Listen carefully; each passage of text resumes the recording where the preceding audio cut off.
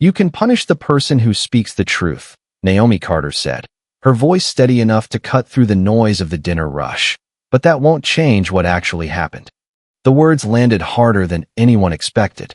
For a moment, even the clatter of silverware seemed to fade beneath the warm lights of Whitmore's Signature Grill, the flagship restaurant owned by billionaire CEO Ethan Whitmore. Guests continued eating beneath crystal chandeliers. Servers moved between tables carrying trays of sizzling steaks and handcrafted cocktails. A jazz piano drifted softly from the corner of the room. But near the service station, where managers and employees stood frozen in a tightening circle of tension, something had changed. Naomi had spoken up. And in a company built on hierarchy, speaking up came with a price. It had started less than 5 minutes earlier when a young busboy named Luis Ramirez stood trembling beside the manager's office. 20 years old, first month on the job, son of immigrants, working double shifts to help support his family.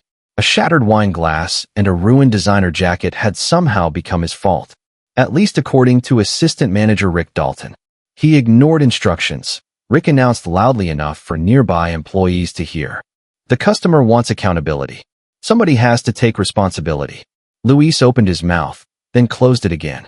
Fear had a way of stealing words. Naomi watched from across the room as his shoulders sank lower with every accusation. She had seen this before. The wrong person taking the blame because the right person held more power. Most employees looked away. Some pretended to be busy. Others focused on their tablets or schedules. Nobody wanted trouble. Nobody wanted attention. Nobody wanted to challenge management. Nobody except Naomi. She stepped forward and calmly explained what she had witnessed. The customer had bumped the table. Luis had actually prevented a larger accident. The security cameras would confirm it. Simple, factual, honest. But honesty can be inconvenient when someone has already decided how a story should end. Rick's expression darkened. "Are you questioning my judgment?" Naomi met his gaze. "I'm correcting the facts." Several employees exchanged nervous glances. The atmosphere shifted. Rick immediately made a call. And unfortunately for Naomi, the person who answered happened to be Ethan Whitmore. Ethan arrived 15 minutes later. Tall, impeccably dressed, 40 years old, founder of a restaurant empire worth billions. The kind of executive whose presence changed the temperature of every room he entered. Employees straightened their posture the moment they saw him. Managers suddenly found confidence in their voices. Guests whispered his name. Ethan listened to Rick's explanation first. Then he listened to a shortened version of Naomi's. But not for long. His patience was already thin. He had spent the day navigating investor meetings, expansion plans, and negotiations worth more money than most people would see in 10 lifetimes. From his perspective, this was a minor staffing dispute. A distraction, an interruption, a problem to eliminate. "I don't pay employees to challenge management during service," Ethan said. His voice was calm, controlled, almost cold. Naomi felt dozens of eyes turn toward her. "I wasn't challenging management," she replied. "I was defending someone who was being blamed for something he didn't do." Ethan folded his arms. "That's not your role. Standing up for the truth shouldn't require permission." The silence that followed felt enormous. Somewhere across the dining room, a wine glass gently touched a table. A waiter paused mid-step. Even the pianist seemed to miss a note. Ethan stared at her for several seconds. Then he made a decision that felt simple in the moment. "Effective immediately," he said. "You're terminated." Nobody moved. Nobody spoke. Luis looked horrified. Several servers lowered their eyes. Naomi stood perfectly still. Not angry. Not crying. Not begging. Just standing there beneath the golden lights of a restaurant she had helped build through 5 years of hard work, overtime shifts, and loyalty. Ethan expected resistance. Instead, Naomi simply removed her name tag. She looked at the young busboy whose future she had tried to protect. Then she looked back at the billionaire CEO. "One day," she said quietly, "the truth will matter more than your authority." Ethan barely reacted. To him, it sounded like disappointment. A final remark from a former employee. Nothing more. Naomi placed the name tag on the counter and walked toward the exit. The automatic doors slid open. Cool evening air drifted inside. Then she disappeared into the city beyond the glass. Behind her, the restaurant returned to business. Orders continued. Guests laughed. Music resumed. Ethan moved on to the next item on his schedule. Everything seemed normal. Everything seemed resolved. But neither of them knew that within a few days, a crisis would emerge that no amount of money, influence, or authority could solve. And when that moment arrived, the only person capable of changing the outcome would be the woman who had just walked out the door. The next morning arrived without headlines, without apologies, and without any sign that the previous night had changed anything. The city moved at its usual pace. Traffic filled the streets. Coffee shops opened before sunrise. Delivery trucks unloaded fresh produce behind restaurants preparing for another day of business. For most people, it was just another Thursday. For Naomi Carter, it was the first morning in 5 years she did not put on a uniform. Sunlight slipped through the blinds of her small apartment on the south side of Chicago. The place was modest but carefully maintained. A bookshelf stood against one wall, filled with novels, medical guides, and notebooks she had collected over the years. Framed photographs sat beside a worn couch. Most showed family. Some showed community events. Others captured moments few people at Whitmore's Signature Grill had ever known about. Naomi sat quietly at her kitchen table, staring at a mug of coffee that had long since cooled. She was not angry. That surprised even her. Disappointed, yes. Hurt, certainly. But beneath those feelings was something stronger. Conviction. She knew what she had seen. She knew why she had spoken. And she knew that remaining silent would have felt far worse than losing a job. Her phone buzzed. A text message appeared from Luis Ramirez. Thank you for yesterday. I am sorry this happened because of me. Naomi smiled sadly and typed back immediately. It did not happen because of you. Never believe that. Several minutes passed before another message appeared. They suspended me this morning. Naomi closed her eyes. There it was. The outcome she had feared. Truth had not only cost her position. It was now costing someone else as well. Meanwhile, 30 miles away, Ethan Whitmore was already 3 meetings into his day. His schedule moved with military precision. Executive briefing at 7. Expansion call at 8. Investor strategy session at 9. Every minute accounted for. Every conversation measured against profit, growth, and efficiency. The previous night's incident barely registered in his thoughts. Employees came and went. Staff turnover happened every day across hundreds of locations. From his perspective, the decision had been necessary. Organizations functioned because people respected structure. Challenges to authority created instability. At least that was what he believed. But not everyone shared his confidence. During a leadership meeting that afternoon, Chief Operations Officer Melissa Grant reviewed employee retention reports. The numbers were concerning. Morale had dropped across several locations. Complaints about management practices were increasing. Customer satisfaction remained strong, but internal trust was weakening.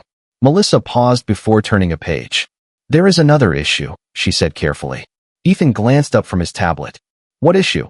Several employees have submitted statements regarding what happened at the flagship restaurant. Ethan immediately understood. That situation has already been handled. Melissa hesitated. Perhaps. But people are talking about it. Ethan leaned back. Employees talk about everything.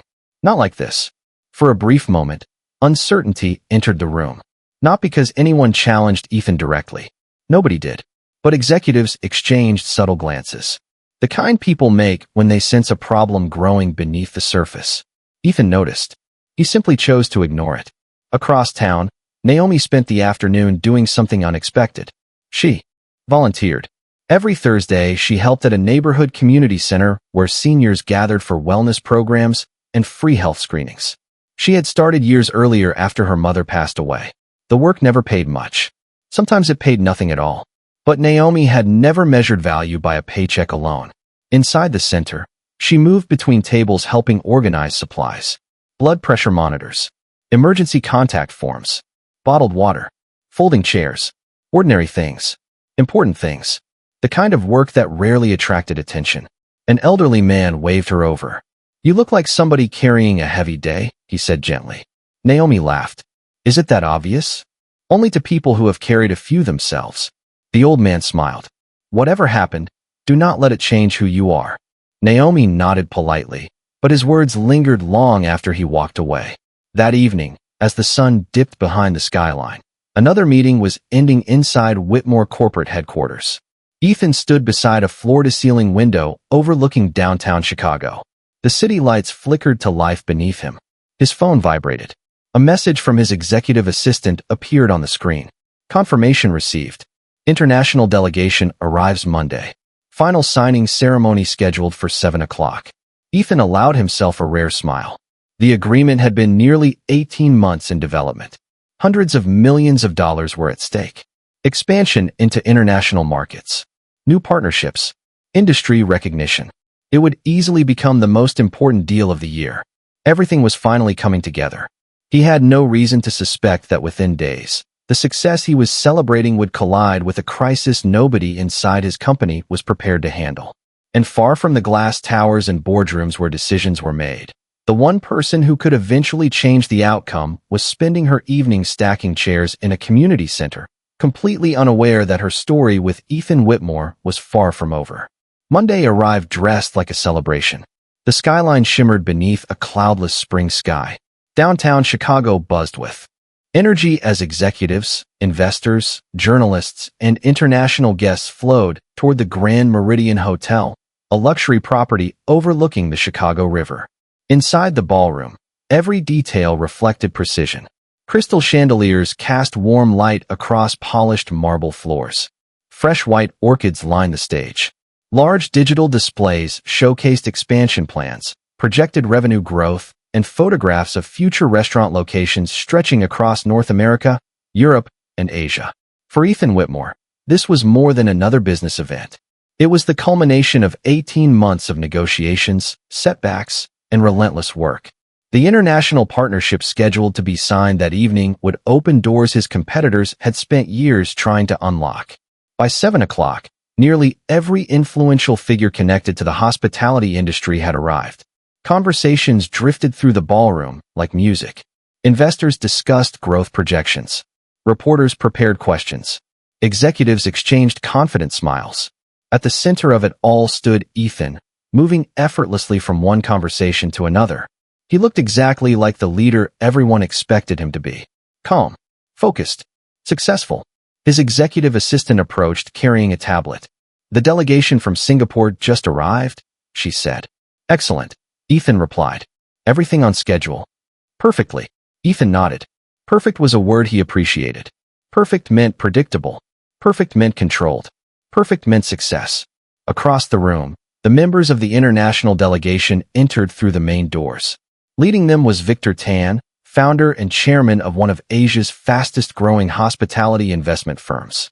At 62 years old, Victor carried himself with quiet confidence. He was respected not because he demanded attention, but because he rarely needed to. When he entered a room, people listened. Ethan crossed the ballroom to greet him personally. Cameras flashed. Hands were shaken. Formal introductions followed. The atmosphere felt electric. This was exactly the image shareholders wanted to see. The future arriving in real time. Yet beneath the celebration, subtle signs began appearing. Signs nobody immediately noticed. Victor declined a second glass of sparkling water. He loosened his tie slightly. Twice he paused during conversations as though gathering his thoughts. Small things. Ordinary things. Easy to ignore in a crowded ballroom. The signing ceremony was scheduled for 7:30. At 7:15, guests moved toward their assigned tables. Soft, instrumental music floated through hidden speakers. Waitstaff carried trays of appetizers through the crowd. Ethan stood near the stage reviewing final documents while reporters prepared for photographs. Everything remained on schedule. Then something unexpected happened. Victor stopped speaking in the middle of a sentence. The executive standing beside him frowned. "Victor." No answer came immediately. Victor blinked slowly and reached for the edge of a nearby table. Conversations continued around him for several seconds before anyone realized something was wrong. A glass slipped from his hand and rolled harmlessly across the tablecloth. Several guests turned. Concern spread from face to face. The music continued playing. The lights remained warm. Yet suddenly the atmosphere felt different. Tighter. Uncertain. Ethan noticed movement near the center of the ballroom and immediately started walking toward the crowd forming around Victor. Executives stepped aside. Investors exchanged worried glances. Journalists lowered their cameras. Within moments, the celebration that had taken months to build began unraveling into confusion. "Give him space," someone called out. Another voice asked if there was a doctor nearby. Several guests pulled out phones. Others simply froze, unsure what to do. Ethan reached the center of the crowd and saw Victor seated awkwardly in a chair, surrounded by concerned faces. For the first time all evening, genuine worry appeared in Ethan's eyes. This was not part of the plan. This was not something a contract could solve. Around him, uncertainty spread like a ripple through water. The room that had felt invincible only minutes earlier now felt fragile. And somewhere across the city, completely unaware of what was unfolding, Naomi Carter was. Finishing another volunteer shift, preparing to head home, with no idea that fate was already moving both of their paths toward the same destination once again. The ballroom had gone strangely quiet. Not completely silent, but quieter than a room filled with 200 powerful people should ever be. The soft music still played. Glasses still clinked somewhere in the distance. Yet every conversation now carried the same nervous undercurrent. Something was wrong. Ethan Whitmore knelt beside Victor Tan, studying the older man's face. Victor remained conscious, but his expression had changed. His usual calm confidence had been replaced by visible discomfort. Several executives hovered nearby, offering suggestions. None of them sounded certain. "Call an ambulance," one guest said. "Find a physician," another added. A hotel manager hurried across the ballroom, speaking urgently into a radio. Ethan felt the pressure immediately. This was not merely a medical concern. Victor Tan was the centerpiece of a partnership worth hundreds of millions of dollars. Investors were watching. Reporters were watching. Competitors would hear about this within hours. Yet none of that seemed important compared to the concern visible on the faces of Victor's colleagues. One of them stepped forward. "He has experienced episodes before," the man explained. "Usually someone recognizes the warning signs." Ethan frowned. "What kind of warning signs?" The executive hesitated. "That is the problem. We are not sure." Around them, uncertainty grew heavier. Every minute felt longer than the last. The hotel's on-site medical staff arrived quickly, carrying emergency equipment and asking questions. Victor answered some. Others he could not. The professionals exchanged careful glances. They were skilled, experienced, and calm. Yet even they seemed reluctant to draw immediate conclusions. Across the ballroom, reporters lowered their cameras. The story had shifted. An evening that was supposed to celebrate expansion and success had become something entirely different. Ethan stood and stepped aside while the medical team continued their assessment. His executive assistant approached. "The signing ceremony is delayed," she whispered. "Investors are asking questions." Ethan barely heard her. For the first time all evening, he felt powerless. He was accustomed to solving problems through resources, influence, and preparation. But this situation refused to fit neatly into any business strategy. At that exact moment, several miles away, Naomi Carter was helping lock the doors of the community center. The last volunteers were leaving. Folding tables had been stacked. Supplies had been stored away. The evening had been ordinary until a familiar voice called her name. "Naomi." She turned and saw Dr. Harold Benson walking toward her. Retired emergency physician. Volunteer coordinator. Mentor to half the people who worked at the center.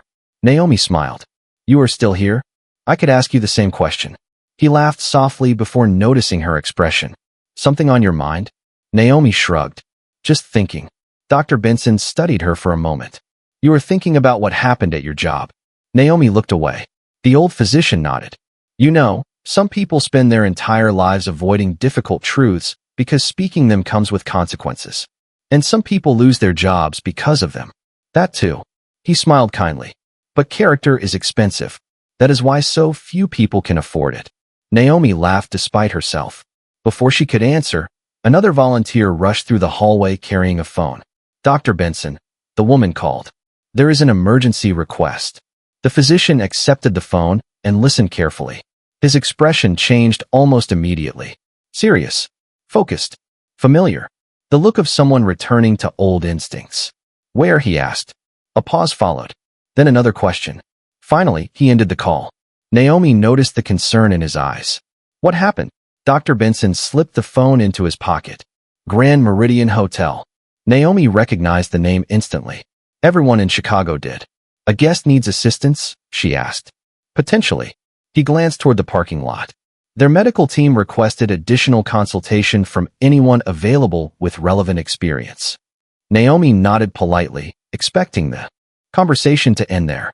Instead, Dr. Benson looked directly at her. You still have your emergency response certification, do you not? Naomi blinked. Yes. And your community intervention training? Of course. The physician smiled slightly. Good. Because I have a feeling tonight is not finished with either of us yet. The drive across Chicago felt longer than it actually was. Streetlights streaked past the windows as Dr. Harold Benson navigated downtown traffic with practiced focus. Naomi sat in the passenger seat watching the city blur beneath the night sky. Neither spoke much. They both understood that emergencies had a way of creating their own gravity. The closer they came, the quieter the world seemed to become. 20 minutes later, the Grand Meridian Hotel rose before them like a monument of glass and light. Luxury vehicles lined the entrance. Security personnel moved quickly between arriving guests and concerned executives. Even from outside, Naomi could sense the tension hanging over the building. Something important was happening inside. Something bigger than a routine medical concern. As they entered the lobby, a hotel manager immediately recognized Dr. Benson and hurried toward him. Thank goodness you are here, the manager said. The situation is becoming complicated. Dr. Benson nodded. Tell me everything. The manager explained while leading them toward a private conference area adjacent to the ballroom. Victor Tan remained stable but uncomfortable. Several assessments had been conducted. Multiple professionals had offered opinions. None of those opinions fully explained what was happening. The uncertainty itself had become the problem. Investors were anxious. The international delegation was concerned. The signing ceremony remained suspended. Every passing minute increased the pressure. When they reached the conference room, Naomi immediately noticed the atmosphere. Experienced professionals stood around reviewing information. Medical personnel discussed possibilities in low voices. Executives checked phones and exchanged worried glances. Nobody appeared careless. Nobody appeared incompetent. Yet nobody seemed confident either. Dr. Benson began speaking with the medical team. Naomi remained near the doorway, observing quietly. Years of volunteer work had taught her something important. Sometimes people become so focused on solving a problem that they stop noticing details hiding in plain sight. Across the room, a table contained water bottles, medical notes, event schedules, and several untouched meal trays. Naomi's eyes moved from one item to another. Then she noticed something unusual. One of Victor's colleagues was speaking to a physician about his travel schedule. Long flights, multiple time zones, consecutive meetings, limited rest. Another mentioned dietary restrictions that had been difficult to accommodate during recent travel. Naomi listened carefully without interrupting. More information followed. Small details. Separate pieces. Nothing dramatic on its own. Yet together they formed a pattern that caught her attention. At that moment, Ethan Whitmore entered the room. His tailored suit remained immaculate, but the confidence he had displayed earlier was beginning to crack. He looked like a man carrying the weight of an entire company on his shoulders. His eyes moved across the room until they landed on Dr. Benson. Then they shifted slightly and froze. Naomi Carter stood beside him. For a brief second, neither spoke. The room around them continued moving, but time seemed to pause. Ethan recognized her instantly. The former employee he had dismissed only days earlier. The woman whose final words still lingered somewhere in the back of his mind. Surprise flashed across his face. Then confusion. Then something harder to define. Naomi remained calm. She was not there because of him. She was not there seeking vindication. She was there because someone needed help. Ethan opened his mouth as if to say something, but another executive interrupted with urgent questions about Victor's condition. The moment passed, yet something had already changed. Across the room, Dr. Benson finished reviewing the available information and looked toward Naomi. Their eyes met. The physician noticed the same thing she had. The same overlooked detail hidden beneath layers of concern and assumptions. Slowly he walked toward her. You see it too, do not you? He asked quietly. Naomi nodded. Around them, uncertainty continued to swirl through the room. Powerful people searched for answers. Expensive solutions were being considered. Yet the breakthrough everyone needed might come from the one person nobody expected to have it. For several long seconds, nobody spoke. The room remained filled with experts, executives, consultants, and advisors. Yet all attention slowly shifted toward a woman who had entered quietly and expected nothing from anyone. Naomi looked once more at the notes spread across the conference table. Travel schedules, dietary information, Meeting records, beverage orders, small details that seemed insignificant when viewed separately. Together, they told a story. Dr. Benson folded his arms. Tell them what you are seeing. Naomi hesitated, not because she lacked confidence, but because she understood the room. These were people accustomed to listening to titles, credentials, and authority. She had none of those advantages here. Still, someone needed to speak. May I ask a question? She said. Several heads turned. One physician nodded. Go ahead. Naomi pointed toward the travel itinerary. How many flights has Mr. Tan taken in the last 10 days? One of the delegation members checked a schedule. 7. Naomi nodded. And how much rest? The man gave a tired smile. Not enough. She moved to another document. Has he been following his normal meal schedule? Another executive answered. Not consistently. We have been moving between cities almost every day. Naomi glanced at Dr. Benson, who remained silent. She continued. And these dietary restrictions? A physician stepped forward. He follows them carefully, but several events required substitutions. Naomi slowly connected the final pieces. The room watched. I think everyone has been looking at this as one problem, she said. What if it is actually several smaller factors creating the same outcome? Nobody interrupted. Even Ethan listened. Naomi explained her observations carefully. Extended travel, exhaustion, schedule disruptions, inconsistent meals, stress, environmental changes. None of those factors alone seemed alarming. Together, however, they created a pattern worth investigating immediately. The medical team exchanged thoughtful glances. One physician reviewed recent assessments. Another requested additional information from Victor's staff. A third began asking questions that had not been considered earlier. Suddenly the room felt different. Not solved, not safe, but moving. Progress had replaced confusion. 20 minutes later, new information began arriving. Several overlooked details supported Naomi's observations. The physicians adjusted their approach accordingly. Discussions became more focused. Recommendations became more precise. Slowly, Victor's condition appeared to stabilize. The tension that had gripped the ballroom started to loosen. Outside the conference room, investors waited anxiously. Reporters searched for updates. Hotel staff moved carefully through hallways that had transformed from celebration to uncertainty in less than an hour. Then came the moment everyone had been waiting for. A physician emerged from the consultation area and spoke quietly with members of Victor's delegation. Relief appeared almost immediately on their faces. One executive exhaled so deeply it sounded like he had been holding his breath all evening. Another smiled for the first time in over an hour. The crisis had not disappeared entirely, but the immediate danger had passed. Ethan remained near the doorway watching the scene unfold. His eyes eventually found Naomi again. This time he did not look confused. He looked unsettled. Not because she had embarrassed him. Not because she had proven him wrong. Something deeper troubled him. Days earlier he had viewed her as a disruption. An employee who challenged authority. Someone easier to remove than understand. Yet tonight she had walked into a room filled with powerful people and contributed the insight nobody else had noticed. Without seeking recognition. Without demanding credit. Without mentioning the past. Dr. Benson approached Ethan quietly. Interesting woman, is she not? Ethan nodded. How long has she been volunteering with your organization? Years. The physician smiled. Helping people has never required a job title for Naomi Carter. Across the room, Victor's delegation requested to meet the people who had assisted during the emergency. Names were exchanged. Hands were shaken. Gratitude filled the air. Through it all, Naomi remained exactly the same. Calm, humble, focused on the people rather than the attention.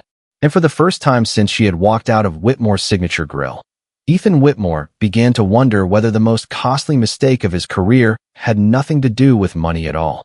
The ballroom slowly came back to life, but it was not the same room that had existed an hour earlier. The laughter sounded softer. The conversations carried more humility. People who had arrived expecting to witness a business triumph had instead witnessed something far more memorable. They had watched uncertainty expose the limits of power. Victor Tan remained under observation, but his color had improved and his energy was steadily returning. Members of his delegation stood nearby speaking with physicians and advisors, their relief visible in every smile. Across the room, investors resumed discussions about the partnership. Reporters updated their notes. Hotel staff carefully reset tables and refreshed beverages. The crisis was fading. Yet for Ethan Whitmore, something else had begun. He stood alone near a floor-to-ceiling window overlooking the Chicago River. Beyond the glass, the city lights shimmered across dark water. Usually, moments like this filled him with satisfaction. He had spent 2 decades building an empire from almost nothing. Every challenge had reinforced the same belief. Work harder. Move faster. Trust results over emotions. Tonight, for the first time in years, that belief felt incomplete. Behind him, the ballroom continued recovering. Ahead of him, his reflection stared back from the glass. Calm on the outside, unsettled beneath the surface. A familiar voice interrupted his thoughts. You should probably talk to her. Ethan turned. Melissa Grant stood beside him holding a tablet. She had been with the company for nearly 10 years and understood him better than most executives. About what? Ethan asked, though he already knew. Melissa raised an eyebrow. Do not do that. Do what? Pretend you do not know exactly what I mean. Ethan glanced across the ballroom. Naomi was helping gather and used materials near one of the conference tables. She looked exactly as she had before. Focused. Professional. Uninterested in attention. Several members of Victor's delegation had already thanked her personally. She accepted their gratitude with the same quiet dignity she showed everyone else. Melissa followed his gaze. You know what strikes me? She asked. Ethan remained silent. Not once tonight did she mention what happened. Ethan looked down. Melissa continued. Most people would have. The words lingered long after she walked away. Meanwhile, Naomi was preparing to leave. The evening had stretched far beyond anything she expected. She was tired. The emotional weight of the past week had not disappeared simply because events had taken an unexpected turn. She gathered her bag and thanked several volunteers who had assisted throughout the evening. Dr. Benson approached, carrying his coat. Ready? He asked. Naomi smiled. More than ready. They started toward the exit together. Halfway across the ballroom, Ethan stepped into their path. Nobody spoke immediately. The sounds of the room seemed to drift farther away. Naomi looked at him calmly. Dr. Benson quietly excused himself and moved several steps away, giving them privacy. Ethan cleared his throat. For a man who negotiated billion-dollar agreements without hesitation, finding the right words suddenly felt surprisingly difficult. I heard Victor is doing much better, Naomi said gently, breaking the silence first. Ethan nodded. He is. Another pause followed. You helped tonight. Naomi shrugged lightly. A lot of people helped tonight. You know that is not what I mean. She met his eyes. There was no anger there. No bitterness. Somehow that made the conversation even harder. Ethan looked away briefly before speaking again. I made assumptions. Naomi remained quiet. And I acted on those assumptions. The admission seemed to cost him something. Not financially. Not professionally. Personally. For perhaps the first time in years, Ethan Whitmore was confronting a mistake he could not explain away with efficiency or authority. Naomi studied him carefully. Before she could respond, Ethan's phone vibrated. Then another phone vibrated nearby. Then another. Around the ballroom, executives began checking messages simultaneously. Expressions changed. Conversations stopped. A ripple of confusion spread through the crowd. Ethan looked down at his screen. His face tightened immediately. Across the room, Melissa Grant was already moving toward him with urgency. Whatever message had just arrived, it threatened to transform the evening once again. And this time, the problem had nothing to do with Victor Tan. Melissa Grant reached Ethan before anyone else could. Her face had lost every trace of composure. The tablet in her hands shook slightly as she stopped beside him. We have a problem, she said. Ethan looked down at the screen. Within seconds, the color drained from his face. Several days earlier, after growing concerns from employees, the corporate compliance department had quietly opened an internal review regarding management practices at the flagship restaurant. The investigation had been routine at first. Anonymous statements, scheduling records, employee complaints. Nothing unusual. But tonight, shortly before the signing ceremony, investigators had finally completed their review, and the findings had just been delivered. Ethan scrolled through the report in silence. Every page made the situation worse. Witness statements matched. Security footage confirmed timelines. Documentation supported claims that had previously been dismissed. The conclusion was impossible to ignore. Luis Ramirez had been wrongly blamed. Naomi Carter had told the truth. Assistant manager Rick Dalton had knowingly provided false information to protect himself from responsibility. Worse still, several supervisors had privately expressed concerns before the incident, and those concerns had never reached Ethan because they were filtered out at lower levels. Around them, executives began receiving the same report. Quiet conversations erupted throughout the ballroom. Some looked shocked. Others looked embarrassed. A few simply stared at their screens in disbelief. The timing could not have been worse. An employee who had acted with integrity had been removed. The person responsible for the deception remained employed. And the woman who had tried to prevent the injustice was standing only a few feet away after helping rescue the company's most important evening. Ethan slowly lowered the tablet. For a moment he could not speak. Not because he did not understand the report, because he understood it perfectly. Across the ballroom, Naomi noticed the shift immediately. Faces had changed. People were looking at her differently. Not with pity, not with curiosity, with realization. The truth she had tried to defend was finally catching up with everyone else. Dr. Benson watched quietly from nearby. He had seen this before. The moment when facts arrive after assumptions have already done their damage. It was never comfortable. It was rarely quick, but it was always revealing. Ethan took a slow breath. Then another. For years he had believed that strong leadership required decisive action. Tonight, he was confronting the danger of acting before understanding. Melissa spoke softly. The board will want answers. Ethan nodded. They deserve them. So do the employees. Those words landed even harder. Because she was right. Leadership was not measured when everything worked perfectly. Leadership revealed itself when mistakes became impossible to hide.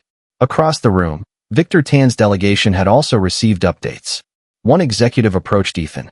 Mr. Whitmore, he said respectfully, our company values accountability very highly. Ethan met the man's gaze. So do I. The executive paused. Then I suspect you know what comes next. Ethan understood exactly what he meant. Trust was not built through success alone. Trust depended on what happened after failure. Nearby, Naomi picked up her bag. She had no interest in watching powerful people discuss her life as though she were not standing there. She had heard enough conversations about policies, procedures, and investigations to last a lifetime. She was ready to leave. As she turned toward the exit, a voice stopped her. Naomi. This time the room itself seemed to pause. Investors stopped speaking. Executives looked up. Even hotel staff slowed their movement. Ethan Whitmore stepped forward carrying the investigation report in his hand. The billionaire CEO who normally controlled every room now looked like a man carrying something much heavier than authority. For several seconds, he simply stood there. No prepared speech. No legal language. No public relations strategy. Just the truth. And for the first time since this story began, everyone was about to hear it spoken out loud. The silence that followed felt larger than the ballroom itself. Hundreds of people stood watching. Investors, executives, reporters, employees, men and women who spent their lives discussing leadership were suddenly witnessing what real leadership actually required. Ethan Whitmore looked at Naomi Carter and then at the report in his hand. The pages seemed heavier than paper. They carried evidence. Facts. Truth. The very thing she had tried to protect from the beginning. He took a slow breath. I was wrong. The words were simple. No dramatic flourish. No corporate language. No attempt to soften responsibility. Yet they echoed through the room with surprising force. Several executives lowered their eyes. Others stared in silence. Ethan continued. An internal investigation has confirmed that Naomi Carter told the truth. Luis Ramirez was wrongly blamed. Naomi spoke up because it was the right thing to do. And I chose authority over understanding. Nobody interrupted. Nobody looked away. I made a decision without knowing all the facts. Worse, I ignored someone who had the courage to defend another employee when it would have been easier to stay silent. Ethan glanced briefly toward the crowd. That failure belongs to me. Across the room, Melissa Grant watched quietly. Victor Tan's delegation listened carefully. Even the reporters remained still. This was not the speech anyone expected from a billionaire CEO. Ethan turned back toward Naomi. A few days ago, I believed you were creating a problem. Tonight, when people with far more titles and credentials were searching for answers, you helped find one. Not because you wanted recognition. Not because you wanted revenge. Because helping people is who you are. Naomi felt every eye in the ballroom shift toward her again. Yet the attention did not feel triumphant. It felt honest. Ethan held out the report. You deserved fairness. You deserved respect. You deserved to be heard. And I failed to give you any of those things. For a moment, the room seemed to hold its breath. Then Ethan did something nobody expected. He stepped away from the center of attention and stood beside Naomi instead of above her. The gesture was small, yet everyone understood what it meant. Power was no longer speaking down. It was standing beside. I would like to offer you your position back, Ethan said, along with a promotion and any compensation necessary to correct what happened. Naomi listened carefully. Then she smiled. Not a victorious smile. Not a bitter one. Just a calm smile from someone who already knew her own worth. Thank you, she said softly. But I do not think I want my old position back. A ripple of surprise moved through the crowd. Ethan nodded slowly. I understand. Naomi looked around the ballroom. The truth is, I never wanted a title. I wanted people to be treated fairly. Luis deserved that. Every employee deserves that. Those words landed even deeper than the apology, because they reminded everyone why this story had started in the first place. Not with ambition, not with money, with courage. Ethan stood quietly for several seconds before speaking again. Then perhaps we are discussing the wrong position. He turned toward the executives. Effective immediately, I am creating a new role within the company. Director of Employee Ethics and Advocacy. Several board members exchanged surprised glances. Ethan continued. The purpose of that role will be simple. To make sure employees are heard before assumptions become decisions. Then he looked at Naomi. And I would be honored if you accepted it. This time the silence felt different. Warmer. Hopeful. Naomi laughed softly, almost in disbelief. Dr. Benson smiled from across the room. Melissa Grant folded her arms with satisfaction. Even Victor Tan, now standing comfortably among his colleagues, nodded approvingly. After a long moment, Naomi extended her hand. Ethan shook it.